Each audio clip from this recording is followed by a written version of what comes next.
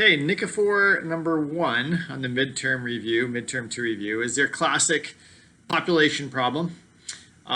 Most of the midterms have one of these on there. You really know how to do these. We've done some like this before, had them in the quizzes, but it's been a little while.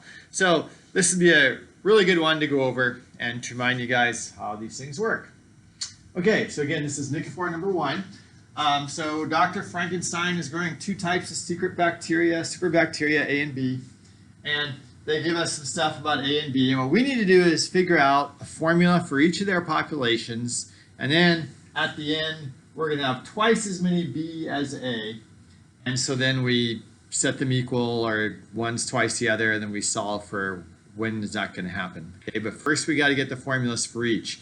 And if you remember, there are 2 formulas we can use. Like for bacteria A, we can say A is the initial amount, so the amount of times 0, times B some base to the T, or we can say A is equal to the initial amount B to the RT. And both of these are perfectly good formulas, and you can use either one for this problem, but there's an easier one to use. A lot of times they give you the answer if you use one of them. So that's what we want to do, okay? So we look and see what they say. So for A, 10% every hour, it grows by 10% every hour. That means that at the end of the hour, you have 10% more. It's not the continuous growth rate. If it's continuous growth rate, it grows by 10% every single second.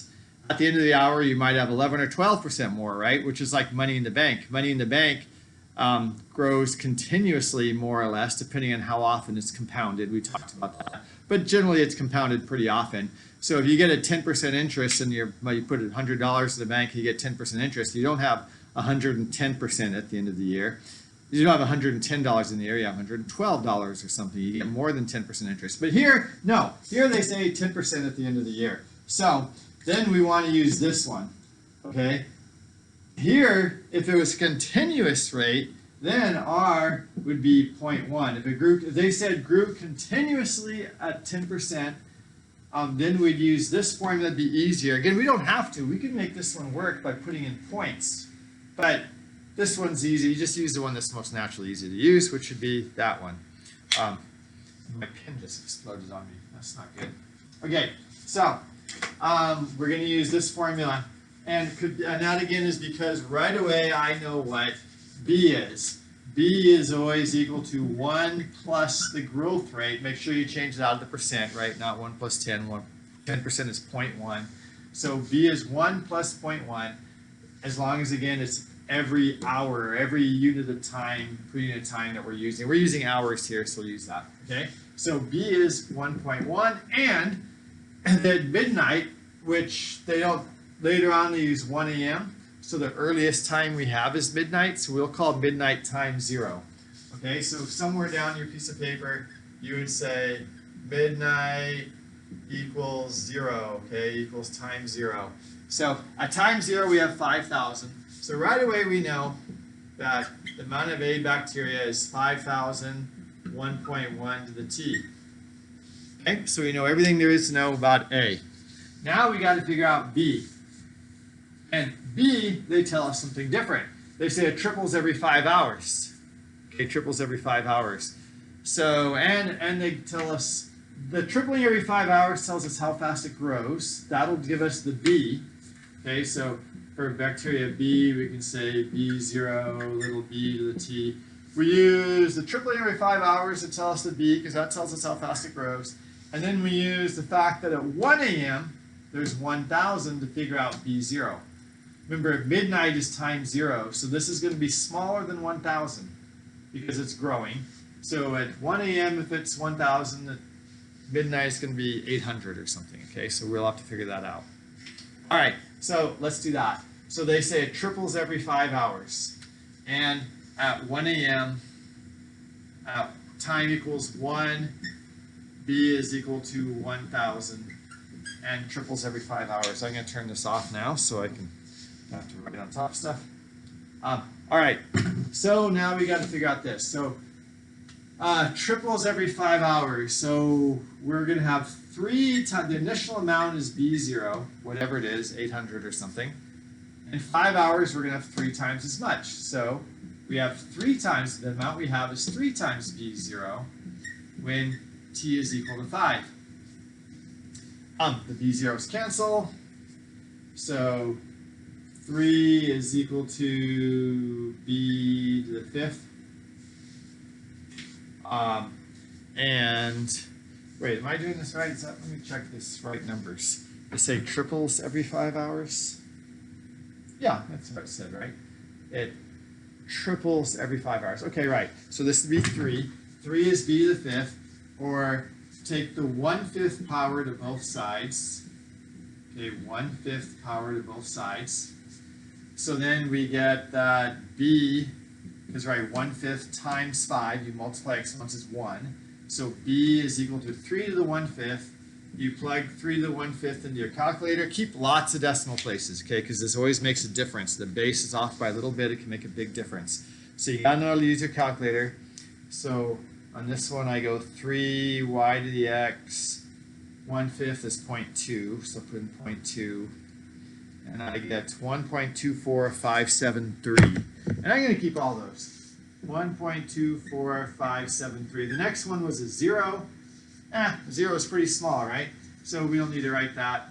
But all these numbers are kind of biggish, so I'm just going to keep them all. All right, so now we know that b is equal to b0 times 1.24573 to the t. We got to figure out b0, and we're going to use this to figure it out. Okay, I'm going to erase all this now. Okay, so when t equals 1, this is 1,000. Plug in 1, this is 1,000. So we have 1,000 bacteria when t equals 1. So that's just 1.24573 to the 1. Well, that's easy math, right? We don't even have to square it or something. So B0 is 1,000 divided by that, right? So B0 is 1,000 divided by 1.24573. And so you do that in the calculator. 1,000 divided by 1.24573. I get 802.742. 802. I'll just keep. The next one's a 2. That's pretty small. So that's 802 points. Now you can't have 0.74 of a bacteria, but this is a model, so we're modeling it. We know that we can't have 0.74, so we might as well keep it. So our formula then for B now, finally we have it, is 802.74. That's what at times 0. That's what we have. So when we started the experiment, this is how many we had, and then 1.24573 to the t power. Okay, so we have our A formula. We know we are at any time t, and we have our B formula. Now we get to solve the problem. The problem says, and you got to read this really carefully, and I always get it backwards the first time I do it, so you have to make sure it makes sense. When will Dr. Frankenstein have twice as many B as bacteria A? Twice as many B as bacteria. We're going to have more B's, right? Twice as many B's. We're going to have more B's.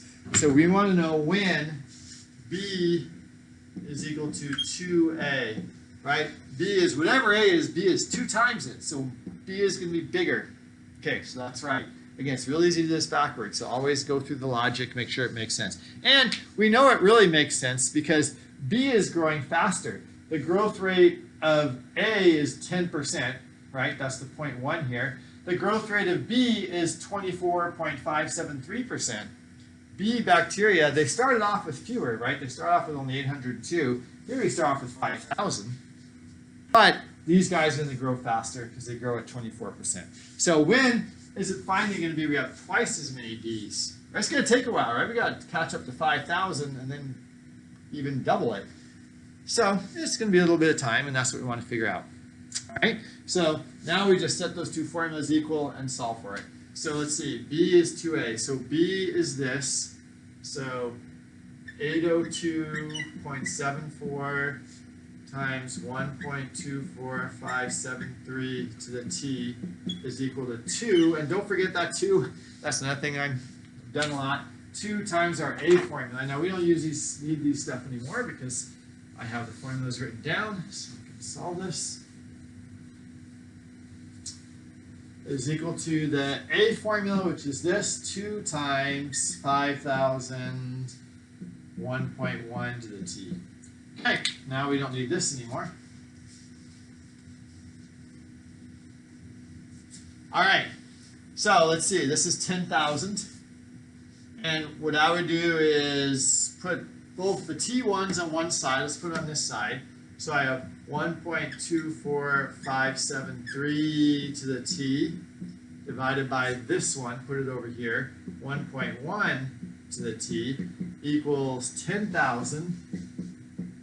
And put the 802.74 underneath the 10,000, so put it on the other side, 802.74. Okay, I think that looks right. Now we use the rule where something to a power divided by something to a power is we could put both those numbers inside to a power. Okay, so that's the same thing as 1.24573 divided by 1.1 to the t. Okay, since they're both to the t, we can put them inside, and that's equal to this. Might as well get that on the calculator. So 10,000, that is 12. Wait, that doesn't make sense.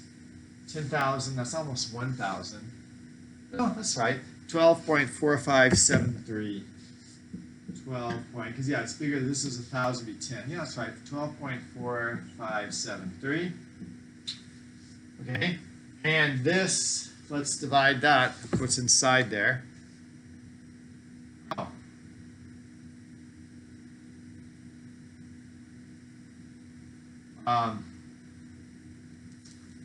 So that would be 1.24573 divided by 1.1. I get 1.13248, 1.132, yeah, that's good enough. So 1.132 to the t is equal to 12.4573. Okay, we want to know what t makes that happen. Now you can guess and check, but that's lame, right? Plug in the power. So to get the t by itself, we want t equals. Right now it's stuck up here in the power. That's where logarithms come in. If we take the log, remember this product, if we take the log of some number a to the b power, that's the same thing, we can put the b in front. That's the same thing as b times the natural log of a. Then we get the b out of that power. So if I take the natural log of this whole equation, both sides of the equation, we can get that t in the front there. So what that looks like then is t ln of that. So t ln of 1.132 equals, you got to take the natural log of the other side too, ln of 12.4573, or t is equal to the ln of this divided by the ln of that. So let's figure that out, and I use that. Gotta quit using that pen. That's really bad. So ln of 12.4573. Oh no, I can do the ln of that one first because it's on my calculator. That's 0.1244. So t is equal to 0.1244. That's that. And that one's on the top. So ln of 12.4573. Natural log. I get 2.522. 2.522. Divide those, and we have our answer. 2.522 divided by 0.1244.